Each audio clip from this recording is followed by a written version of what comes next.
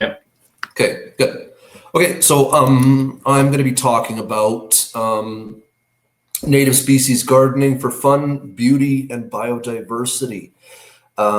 So I feel like this is an important topic to cover because, well, I mean, for a lot of reasons, obviously. If we're trying to get people more into gardening, yeah, some people are obviously going to be interested in gardening with regards to like food security and growing their own food and like having fresh veg and agriculture. But a lot of people might be okay with their food situation. They might already be growing their own food. That they might, for whatever reason, not be interested in the food aspect. Another way that a lot of people can potentially get excited about urban growing is in terms of native species and introducing, you know, they might be like me and they might have a really biological sort of interest in plants and, you know, fighting back invasive species and reintroducing native species. This is another potential avenue, I feel, for those like us who want to get people excited about urban growing and whatnot. Another potential avenue to get people excited. I know I'm very excited about this stuff, so I feel like it's a little bit underrepresented. So that's why I'm wanting to talk about it today. And the benefits are just like, it's impossible to list all of them. I'm mentioning 3 here. It is fun. A lot of native species are incredibly beautiful. And the main thing that I'm going to be talking about as an ecologist is the benefit to biodiversity. So my specialty is in riparian ecology. Riparian meaning the ecozone that are around the edges of rivers, of freshwater ecosystems. So that last, you know, you might typically have like either a farm or a forest at the top of a plateau. And then that last slope leading down to a river, that's what's called the riparian zone. And part of the importance of riparian zones that's relevant to the talk I'm going to make today is what they do is they act as continuous corridors of the same types of important ecozones. Now, corridors are so important because what they mean is that they species that live in those ecozones don't have to make jumps. You know, if an ecozone is divided, if it's fractionated, if you have to make jumps, that's a lot more inconvenient for native species to be able to migrate and to be able to react to disasters and whatnot. So the continuousness is important. That's why riparian zones are important. And that's why it's also important, as I'm going to discuss, for us to create these continuousnesses ourselves, because cities are very much not that. Okay, so this is a fairly typical suburban backyard. It looks fine, like, you know, it's well maintained, nice retaining walls, little fountain there, some nice species, some nice looking little flower buddies, little shrubby trees and whatnot. Looks fine to the untrained eye, but with regards to animals and insects and the things that eat the insects, with regards to the food chain, with regards to biodiversity, this is a desert. Like, it might as well be sand. It might as well be the Gobi Desert. It might as well be sand and sun as far as 95% of species are concerned. So this is a big problem because most cities, especially in North America, are like this. They're these swaths of basically desert with regards to biodiversity. So this is an enormous problem for reasons that I discussed previously. What these large deserts that are cities result in are 2 things. And yes, they might sound similar, but they're 2 different things, is habitat loss and habitat fragmentation. So habitat loss is a fairly straightforward concept. It's just basically loss in the overall volume of whatever relevant habitat we're talking about. So that's obviously very bad because the lower volume of that habitat results in a lower carrying capacity for important species. So the less of it they have, the less that there are simply going to be in terms of carrying capacity. That's fairly straightforward. But the other aspect of these sort of deserts, these sort of urban and suburban deserts dotting the landscape, is what's called habitat fragmentation. This is a more subtle concept, but it's equally, if not more, harmful than overall volumetric habitat loss for a number of reasons, like several reasons. I'm only going to get into a few of the most important ones. If you're interested in more of the piddly ones, we can talk about them a little bit later, and I can provide some links. But the main three effects of habitat fragmentation are the following: edge effects, which I'll explain, reduced genetic drift, which I'll explain, and division of subzones. So not only do you have the larger scale ecozones, each ecozone, nature doesn't care about our terminology. Nature doesn't care about our divisions. We can have these ecozone subdivisions, and really the reality of them is a lot more subtle and a lot more fluid than that. So really ecozones are divided up into more and more and more specific subzones. And so dividing those subzones from one another, separating those sort of more detailed granular subzones from one another also causes tremendous harm. So these are all bad effects that we're having on the overall biodiversity because of these urban and suburban deserts that are dotting the landscape and splitting apart these ecozones in like Swiss cheese. So I'm going to talk about edge effects in particular, are a big aspect to this. So this is a really nice diagram from one of my old textbooks that I think explains really, really nicely what edge effects really are. So on the left, you can see we've got a nice big wide sort of very simple circular ecozone. And so on the outer edge of the ecozone, you can see is beyond the dotted line. And then the inner ecozone is within the dotted line. And the inner ecozone is especially important. This is the part of the ecozone that's really dense with this sort of vegetation and nutrients and like environmental criteria like temperature and chemistry and whatnot. This is the optimal zone. This is the really characteristic zone of that ecozone where the animals are really comfortable with it. Whereas the outer edges of that ecozone are a little bit less optimal. You might get, say if it's a forest, you might get extra sunlight coming in, meaning higher temperatures. It might be a little bit drier. The dryness might lead to poor soil conditions. You might get invasive species that are comfortable with like the outer edges of the ecozone, but they're not as comfortable in the innermost part of the ecozone. So the inner part is extremely important. Now look what happens on the right here. Once you start to not even fully split up, you don't even have to fully split up an ecozone.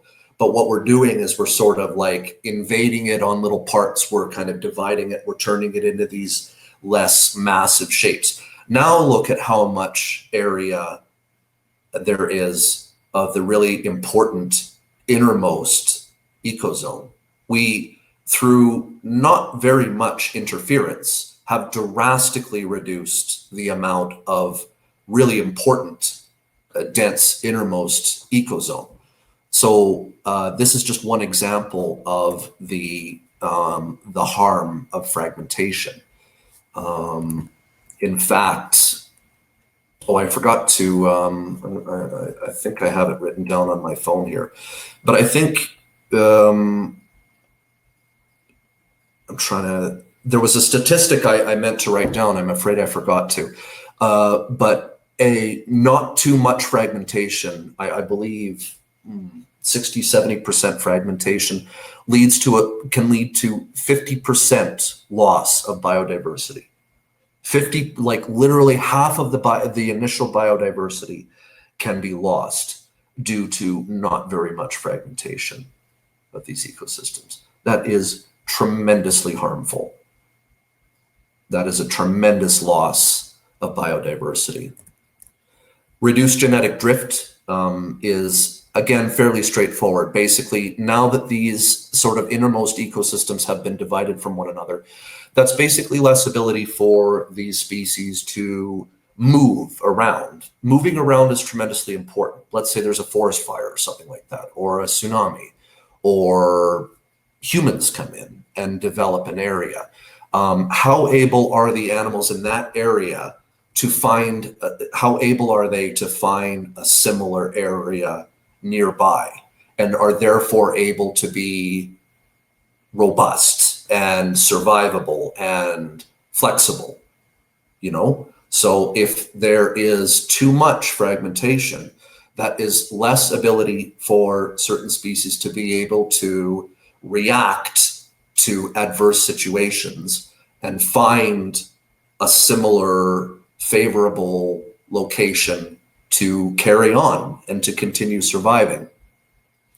And then I mentioned the third one earlier, and I already sort of described it, I won't go much farther, is the division of subzones. So we're not just talking about ecozones writ large. Ecozones have in and of themselves subzones and even subzones, et cetera, et cetera. So dividing these subzones is harmful because usually the subzones complement each other. Usually they synergize with each other in certain ways. So if you are separating subzones that used to complement each other, that used to have these sort of synergies, that's yet another way where we are, by turning our landscape into this Swiss cheese of dead zones, of urban and suburban dead zones, that is yet another way that we're affecting North America and the world's biodiversity. So there's bad news and there's good news. Obviously, I've described the bad news. We've been doing this for quite a long time with really not much acknowledgement of it, meaning right now we're in a position where, okay, we're starting to acknowledge it. We have to fix this. What are we going to do? The answer is we have a lot to do. We have a huge uphill battle. And furthermore, we're in a, it's not as if democracy is the worst. I'm not going to turn this political. It's not as if democracy is the worst thing, but what democracy tends to mean is bureaucracy. It tends to mean that, okay, well, we have to speak to our local ombudsman or our local alderman or our local MPs or whatnot, and things have to get moved up the chain until eventually the bigwigs are aware of it and motivated to fix it. This all takes time. Governments are slow to react. They typically have conflicting interests as well. So it's this big, massive, complicated machine that we have to go through to get government level help on these issues. So what this means is that a lot of this just falls to us. Like we ourselves, the people in our communities, have the ability to start this stuff. And unfortunately, I know we're all stressing out already about various other things. Even just our gardening, our tomatoes aren't doing very well. That there was that hailstorm just recently. I know we've even just the basics of our garden are probably stressing us out right now. And now here I am, this scientist running up to you and saying, well, not only are you growing your own food, you must also do this and this and this. I know how we can sound sometimes. But really the fact is it does fall on us. Like we have to get this stuff started because the loss of biodiversity right now is tremendous. We are considered to be going through an extinction event right now. Like you hear about in history, extinction events like the dinosaurs dying off or the Great Permian extinction event and whatnot. We are going through one of these events right now. We are losing biodiversity as quickly as other historical events that were considered extinction events, like the dinosaurs, like the Permian. That's how quickly we're losing biodiversity right now. This is an emergency. So I know that's even more bad news to add to everything else. But the good news is that it's not that difficult. It's fun. It's rewarding. It looks good.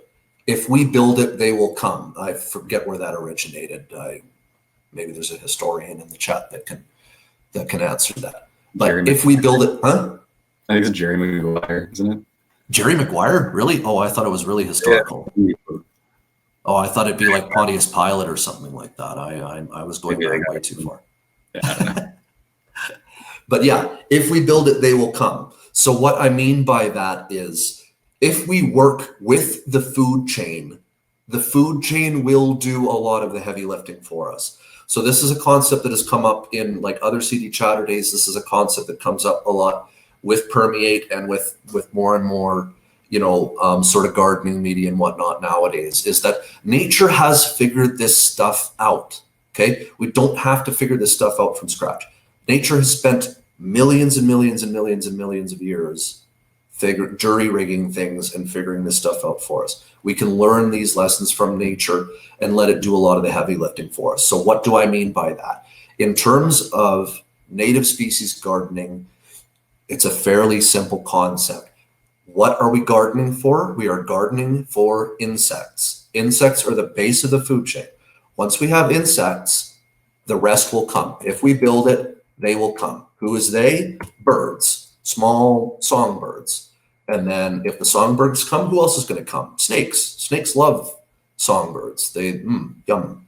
Bit of crunch, bit of, moisture, yum, yum, yum. Who likes snakes? Bigger birds, owls, hawks, that sort of thing. And so on and so forth. We don't have to, it's not this complicated piece of engineering that we have to do. We just have to attract the base of the food chain and the rest of the food chain will follow. Okay. So on the right is a picture of a butterfly. Butterflies eat milkweed. They love milkweed. In fact, they can only eat milkweed. And as you can see, milkweed is quite pretty. I know the word weed is in it, but actually a lot of the very pretty sort of native species flowers that you're going to see pictures of or that you see on your hikes and whatnot, like fireweed and whatnot. A lot of very pretty plants have the word weed in it. All weed means is that it's not necessarily agriculturally useful. It doesn't mean that it's ugly. It doesn't mean that it's virulent. It doesn't mean that it's going to come in and ruin everything. In fact, typically they don't. So that's the one catch, though, is that butterflies, as an example, only eat milkweed. This is just a fact of nature that animals become quite specialized. They evolve in tandem with certain plants and therefore become particularly specialized. Most plants taste terrible to most creatures. So like we humans are a bit of an exception. We can bite into a spicy chili pepper and be like, oh yeah, nice and spicy. Yeah. Whereas most animals are like, oh my God, this hurts my mouth. I'm going to go elsewhere. In other words, most plants just taste bad to most creatures, meaning we do need to find out what plants attract which creatures. But there are definitely native species. If you want to go the easy route and you just want to know native species that cover a lot of ground in terms of supporting native species, there are plants, native plants that do cover a lot of ground. So just to list a few here, columbine is great. 18 different species can be supported by columbine, 18 species supported by spicebush. You guys can read the list. Presumably everyone here can read, so I don't need to list through the whole thing. Asters are great. Asters, as probably most people here know, are very beautiful flowering plants. You see a lot of asters hiking around in alpine and subalpine zones. There are a lot of typical colorful alpine flowering plants. They support over 100 native species. New Jersey tea is a common thing for a lot of people to plant as like pollinators and whatnot, and all the way up to oaks. So native oaks support over 500 native species. So if people are looking for options that cover a lot of ground, there are those. And if you are wanting to attract specific insects, then that's a fairly easy Google. And we at Permeate can obviously help you too in more Seedy Chatterdays, town halls, that sort of thing. Just as a quick aside, things to avoid, because I'm just bringing these up because they're very popular with what I call big horticulture. Big horticulture tries to foist certain plants on us that really annoys me, because these things are dead plants, so like Norway maples, very common, snapdragons, petunias, etc., etc. They love to try and sell us these things, and they're no more beautiful than the native species that I talked about, but they're desert plants as far as most native species are concerned. I especially hate butterfly bush. They advertise butterfly, they call it butterfly bush, because it attracts adult butterflies. But here's the thing. Number one, it's invasive. I think it comes from China or something like that. Number two, it only feeds adult butterflies, but it's toxic to juvenile butterfly, to the caterpillars, the juveniles that eventually become butterflies. Like, think about that. That doesn't make sense. How do you get the adults when you're starving the kids to death, right? Like, you're never going to get the adults if you're planting this thing that is toxic to the caterpillars that eventually result in butterflies. So it's this ridiculous thing where these stupid butterfly bushes are getting sold to us as butterfly attractants that are killing their kids. Like, it doesn't make any sense. Anyway, I've probably gone over my 15 minutes right now. So thanks for listening. If you've got any questions, I'm happy to answer them. I'm surprised I haven't run out of my voice yet. It was a lot of fun. So thanks for listening. That was really good, Alan. Thank you. Yeah, thanks for listening. Glad you included in this actual species at the end, because like I've been hearing a lot about the need for native species and biodiversity and stuff, but like researching to find out what's native where you are is sometimes a little more labor intensive. So it's that information out there. Yeah, you kind of have to, and there's varying opinions about things too. So it's kind of the usual matter of where you want to get multiple opinions and then see kind of what's common amongst the different opinions, and then so yeah, part of it is just this unfortunately sort of common sense thing where you have to kind of filter out what doesn't sound quite right and where there isn't as much consilience, and then figure out the ones where there is a lot of consilience, and like there definitely seems to be like a more robust volume of research behind it. So that is intimidating. I know. But like I say, there's definitely species that I listed, and I can share these slides with people later on if they want those lists, especially that can cover a lot of ground in terms of native species. So that'd be really helpful. Yeah. And even if you make that available through the website. Yeah, definitely. I can link to the guy behind that list as well. He's superb. I don't remember his name. I think he even did a TED talk on this stuff. But I can link to that research as well, and just a few like really good journal articles on this sort of thing, as well as like the more ecological stuff that I talked about in the first place. I can make a little list. I guess I have one question. Like I know with a lot of gardeners, any invaders in their yard are considered pests. So like people will be worried about losing some of their yield to the native species that they might be attracting to their yards. So do you have any recommendations on how that might be mitigated? Or so like there's multiple answers to that. One is that there are downsides and upsides to those animals coming in. So I don't want to tell people to get over it, and that's genuinely not what I'm saying. But informing people that there are downsides and upsides is one thing. So like opossums, for example, opossums are considered pests by a lot of people. They're kind of ugly.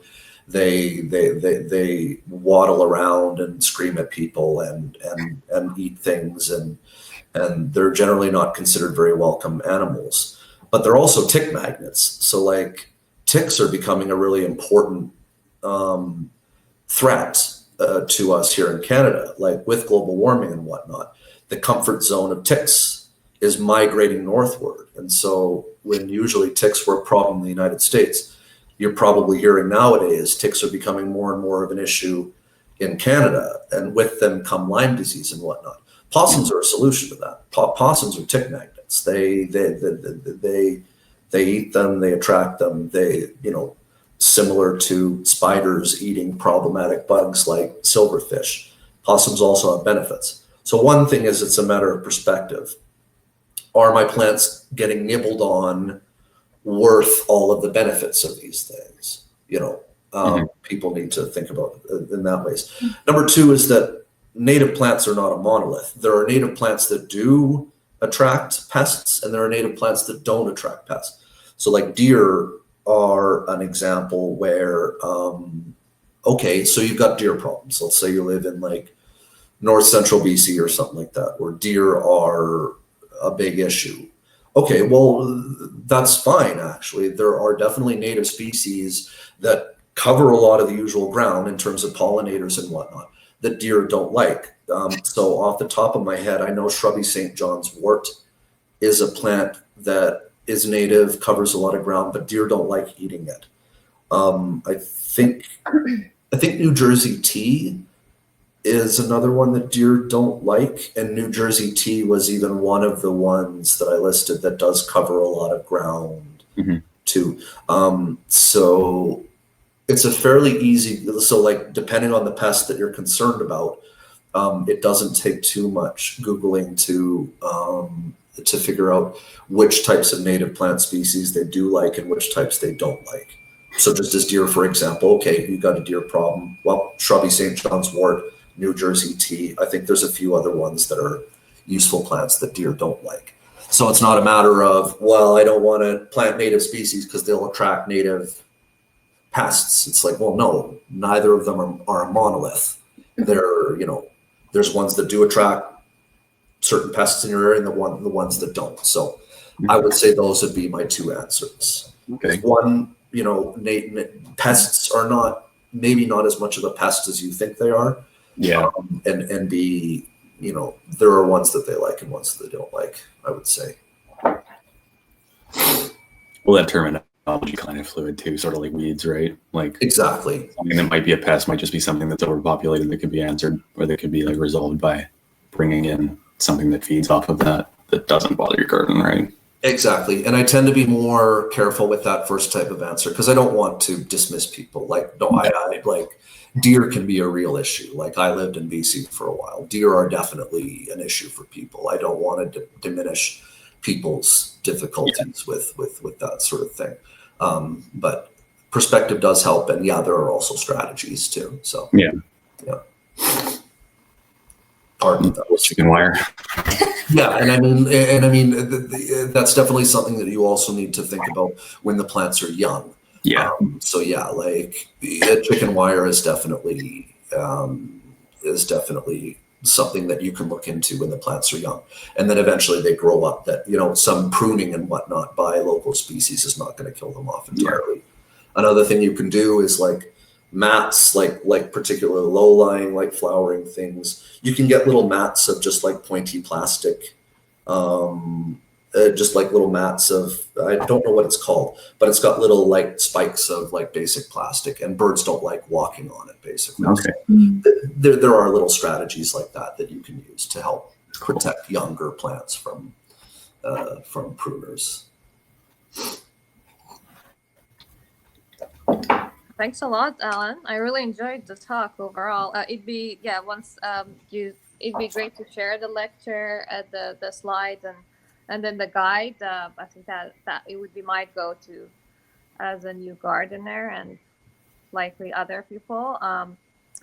I was surprised by the kind of the high disturbance of even minor fragmentation in the ecosystem, and that is not even including the habitat removal. So exactly.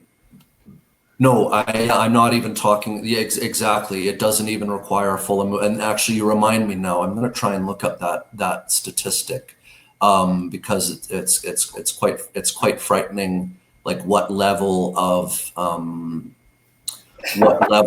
interior sort of like core ecozone can result in a loss of 50% biodiversity. It's a very scary number.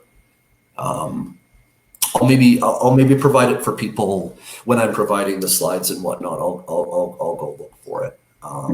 But yeah, a significant loss in biodiversity can happen with a fairly minimal disturbance, because again, the disturbance doesn't look all that bad with regards to the outer shape of the ecozone, but with regards to the really important core parts of the ecozone, that drops very quickly.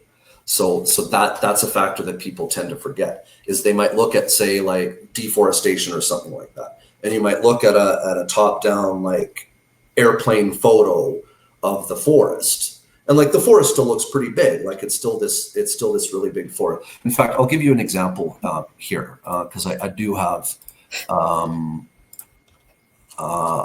one picture that I can show. It can look okay, but what you're not taking into account is what part of that is the outer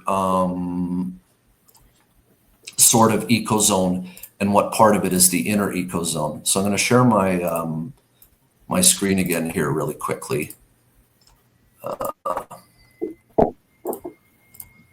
Can everybody see this? It's like a row of forest. Okay, so this is a habitat corridor in I think it's Brazil or something like that, which is great. Like, it's a great thought. Like, you know, it's better than nothing.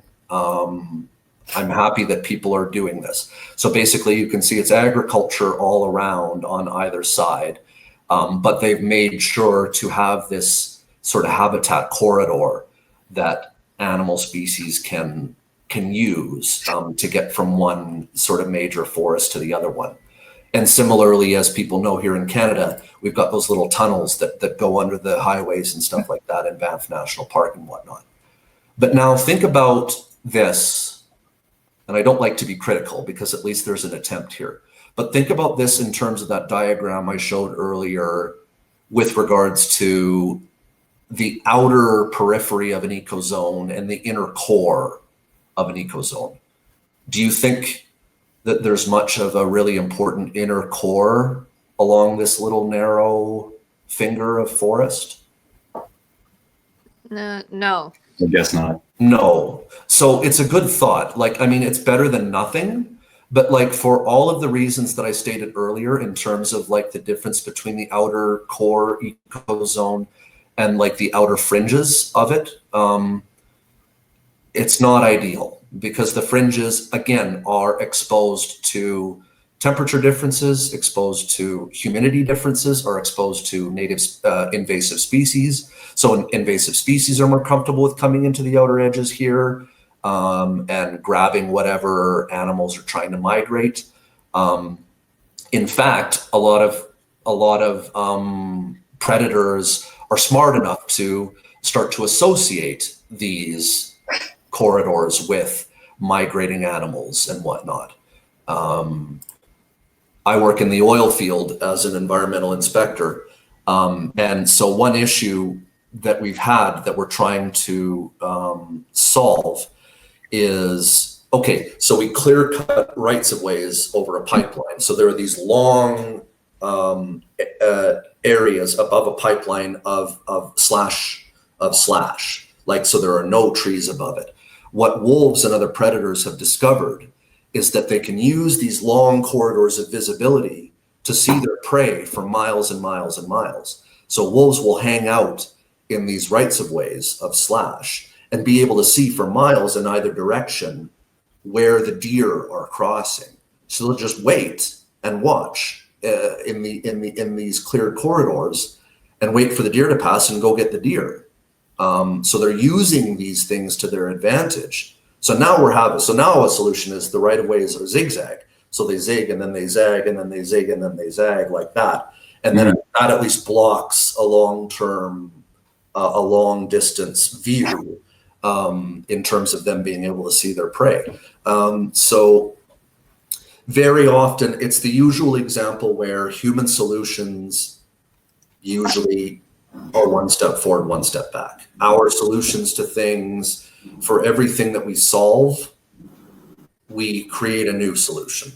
And this is why permaculture and learning from nature is so important. Nature has figured out ways, solutions that don't create as many problems as our solutions. Nature has created solutions that feed into one another rather than cascade into other problems. You know what I mean? Yeah. So yeah, this is a lot to cover in just one little talk, but because ecology is just very complicated. It's all these little things feeding into one another, and like, every time you mess with something, it's this domino, like it's these fingers of dominoes going there, toppling over everywhere. It's like a really complicated conversation. It's very intimidating. It's very intimidating. Yeah. Be perceptive and iterate, right? Like, yeah, exactly. A lifelong challenge, I think.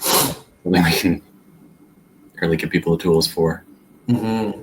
Right. And it attract, and like, yeah, it's an issue because you very often have these sort of left-brain people that are very like big ideas and whatnot. You have these eggheads that are like very left-brained and like very like solve very specific numerical things. Ecology requires both. I know the left brain, right brain thing is mostly buck, but like in that sense, ecology requires this sort of like middle brain, sort of like being able to see the big picture as well as like the scientific sort of the ability to conduct research and scientific minutiae and stuff like that. So the problem is that a lot of ecologists are kind of one or the other, and they're missing one of the two halves. You know what I mean? Mm. So yeah, it's a big issue. But just to get back to why this is a part of Seedy Chatterdays is that we at the ground level, like at the community level, can at the very least be starting to, pardon the pun, but plant the seeds of these sort of movements and get the ball rolling with regards to eliminating these dead zones and whatnot in our own backyards. And like I say, I provided some fairly cost-effective ways of doing that. Yeah, Paris. I just wanted to add to that that you mentioned kind of nature has its own solution. Then the new concept of biomimicry came to my mind. Mm-hmm. I kind of mentioned that, which could be used in technology or kind of in different areas when dealing with nature. So basically getting inspired from nature for design, for our designing of things. And then I mean, definitely it's all of what you said is important. It just came to my mind as I was doing my environmental management course. There is this new wave of ecologists that are more ecologically minded, but then kind of trying to get more of those into landscape management, or more of those thinkers into our practice is the crucial one. So crucial. Mm-hmm. So crucial. We really underestimate just how human, how do I put it? We as very ecological minded people take for granted this acknowledgement that nature has figured these things out.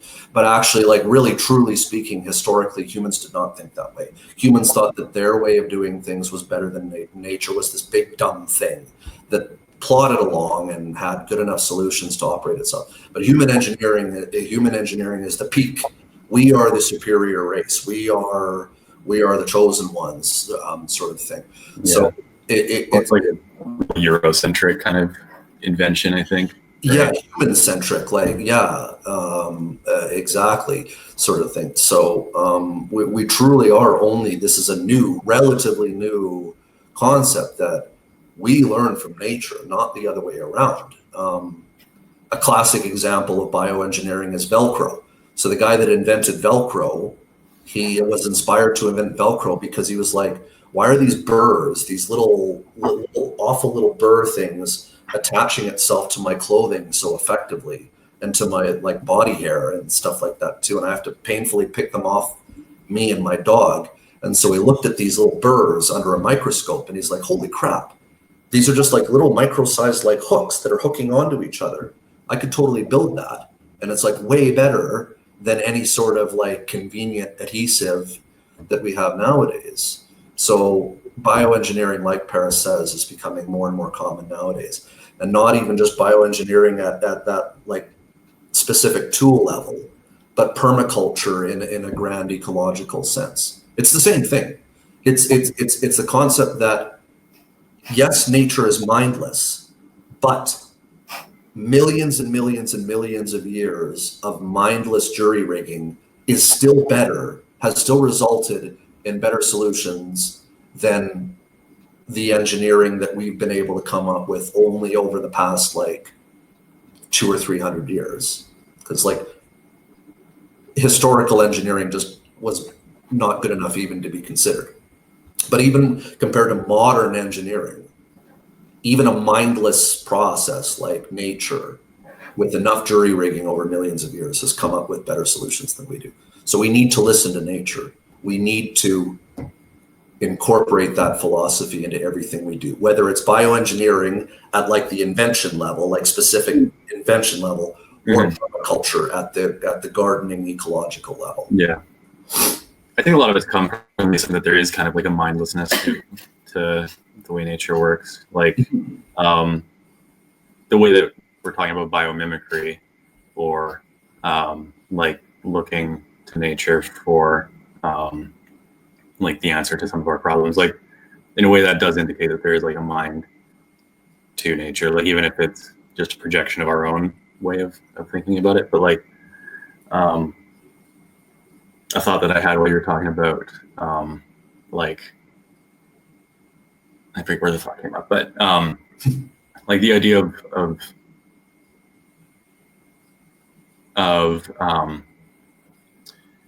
like different conceptions of natural law kind of offer interesting ways of dealing with that like human nature problem. Like I forget where I heard this, and I'll probably end up butchering it, but the idea of specific laws dedicated to different species in like an Australian Aboriginal context. Like when colonizers first came there, they saw them like digging holes like swales for kangaroos to drink out of, and specifically for that, like it didn't have any like human benefit, but when asked about it, they were like, well, that's kangaroo law. And so like their conception of law brought in like the entire moving co-evolving way of living amongst everything, like the more than human world included, right? And so like I don't know where I was going with that, but I think it's interesting to like think of things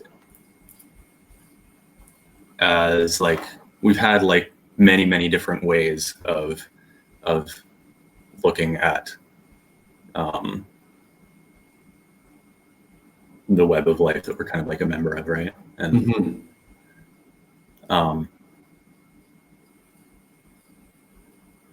like we're equally as adaptable as nature is, but like the reality that we tend to live in is in kind of these abstractions. And so like recognizing that these abstractions are like not on a continuum necessarily, but just like there's evidence for lots of different ways of dealing with this problem, and got to be open to them. Yeah. And the problem with our one of the problem, like you brought up the Australian Aborigines, for example, I think it's more unusual. I think we are more the exception, that we have thought that we have transcended these webs of life, and we have started to ignore them, and we have started to create the situation where we aren't adaptable anymore, where we have created these sort of very specific monoculture styles of living that, as we have seen with COVID and with like the price spikes of like the forest fires and tsunamis and whatnot, that we're actually are not adaptable anymore. That's more the exception than the rule. I feel like you look at a lot of cultures around the world, they're still very much acknowledging that they're a part of the web of life. And that is this more specifically like Western concept of like having transcended the web of life. And now we're free to start specializing as much as we want. Mhm. Sorry, can I take a pause here? That's Yeah. that's my COVID test coming back. So we'll be right back. Actually, while we're waiting for Alan, I did have a couple of gardening questions. It's Okay. a little different from our Here's a conversation. little bit. Yeah. Of course related, but so like in terms of like if you even can like show me like some guides online, that would be good if you want to refer me, but basically refer me to like some online article or blog, that's also great. So I was wondering like um, about like yard maintenance. So now that we've like everything is like growing on its own, what we could be doing to kind of keep maintaining it as properly as we can to help with their growth. And I was also wondering about natural insecticides because I do have a few plants that are being attacked by insects right now. Alan, I kind of just used the opportunity to just ask some specific gardening questions. Oh, yep, of course. By the way, I'm negative. It's just a cold. Nice. Oh, congrats. I still feel like a turd sandwich, but that's fine. A little jolt of relief, though, I'm sure. Yeah. That's healing on its own. Psychologically, I think I'll be feeling better just because of the Yeah. Sorry, I didn't mean to interrupt. No worries. Let me finish your thought, Alan. You were talking about kind of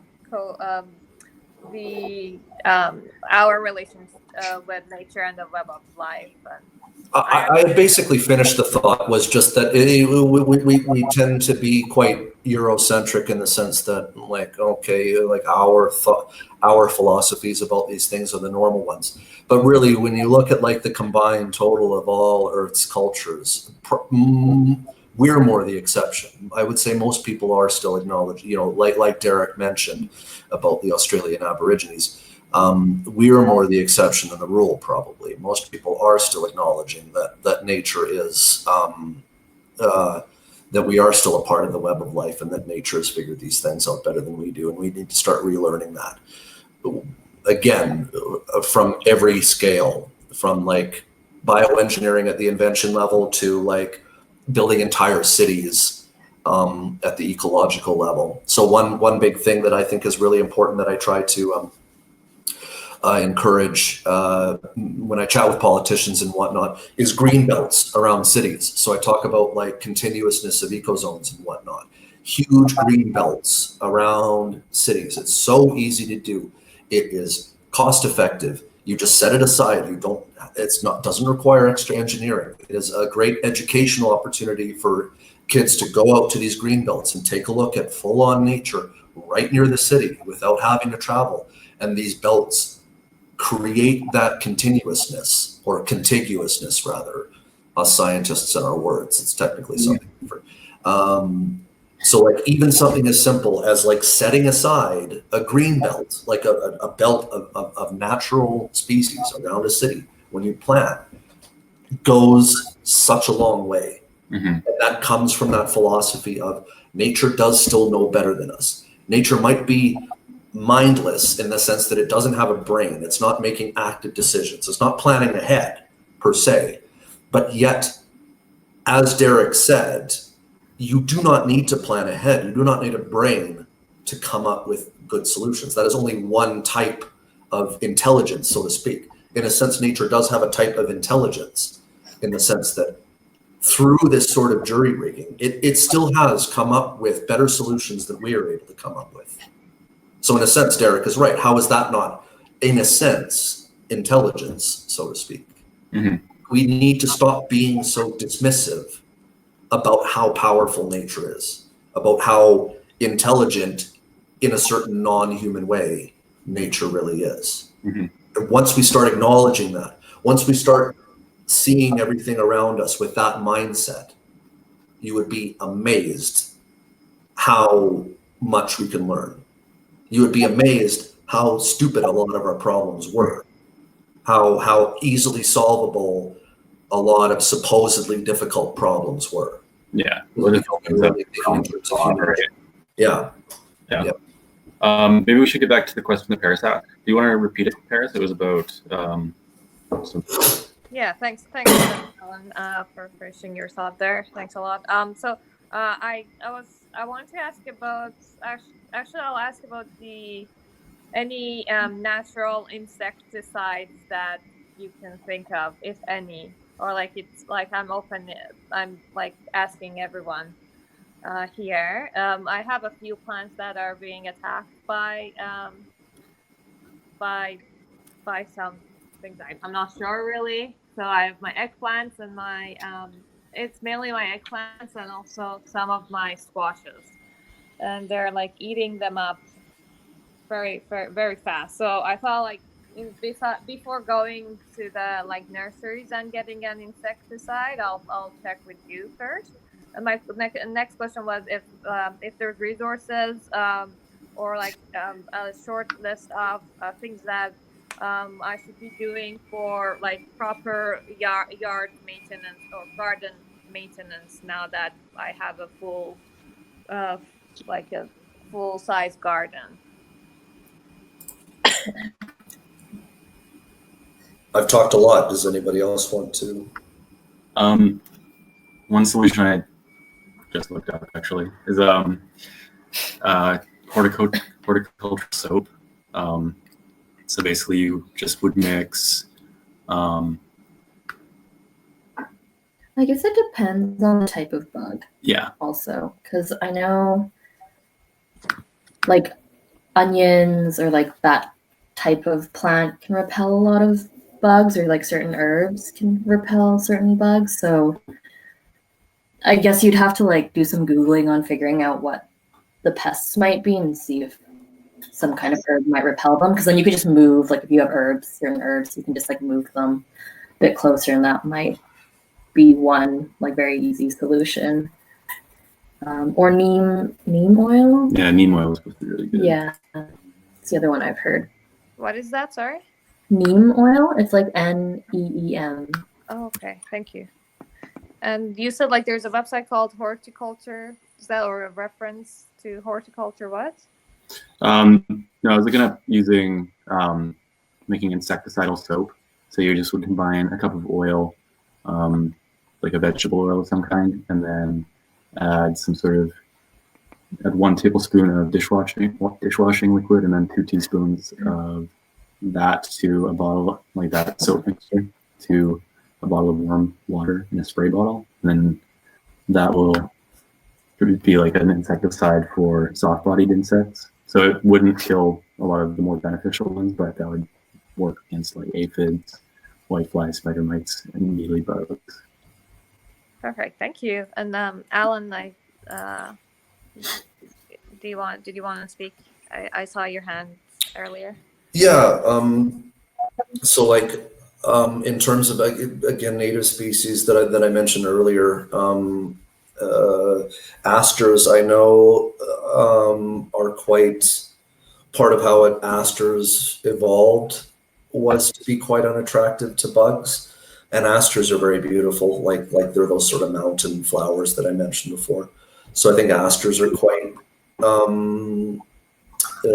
unpalatable to a lot of different bugs. So maybe they might complement your girls. Any sort of allium, ALLIUM. So that's sort of the group of plants that include like chives and onions and whatnot. Those are the ones that occur to me just in terms of general, like marigolds get mentioned a lot too. Marigolds those are the ones that are kind of generally unattractive, but like they said before, like it might be a matter of like figuring out what specifically, aphids are like sent away by different things than like caterpillars are, you know what I mean? So it would also be a matter of figuring out what specifically the issue is. Mm-hmm. And if you can't observe them directly, well, what sort of trees are around? If it's oaks, then caterpillars might be the more likely culprit. if there aren't as many trees around and more like plants that are typically fond of aphids, then they might be your culprit, sort of thing. And again, like depending on how damaging, like how much damage is going on, you know, aphids do attract, like aphids are a basal part of the food chain as well. So long as they're not completely destroying things, you know, like they can be attracting more and more like birds, and you might be getting some pretty birds around there if you have some aphids, but not like, obviously, so long as they're not completely destroying everything, you know what I mean? So it's also a balancing act as well. Okay, thank you. No, that's really helpful. Cool. So it's been about an hour. Are you guys okay if we wrap it up? Maybe we can just, like, since we're recording, give some information on like Alan, for people if they want to reach out to you. Yeah.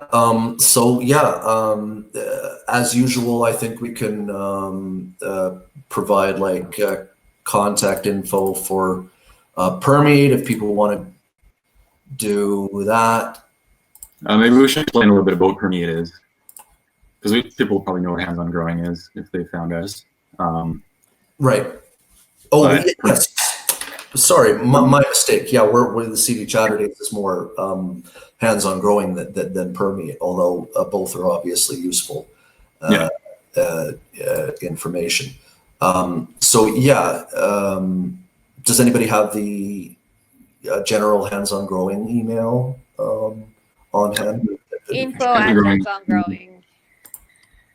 Info@handsongrowing, all one word, .com or .ca? Oh, sorry, .org. that's the email. Sorry, info at handsongrowing.ca. Org. Yeah. Oh my God. Okay. Info@handsongrowing.org. And if you have a question for me in particular, you can email me at alan.m as in Michael .byers BYERS @gmail.com. I love being asked ecology related questions. So definitely don't be afraid to reach out to me directly. I'll also just, right now, I have this on hand, so I'll share this directly. We're affiliated with Permeate as well. They're a great group of like expert gardeners themselves, and are especially interested in some of the subjects that we've been talking about in terms of permaculture and encouragement of native species growing and ecology and whatnot. So they're at permeatecalgary@gmail.com. They also have Facebook, Twitter, and Instagram. Permeate Calgary, all one word. They're great folks as well. And my email one more time is alan, ALAN.M as in Michael, .byers, BYERS @gmail.com if you want to talk to me directly. I love, as you've probably figured out, I do enjoy talking about this stuff. So Inexhaustible. That is one word that has been used to describe me. Yes. Well, it's great. Yeah, thanks for sharing with us today. That was really, really good. I guess. What's that? I had fun. Good. Right on. Well, unless anybody else has any other things to say, I'll just stop recording right now. So.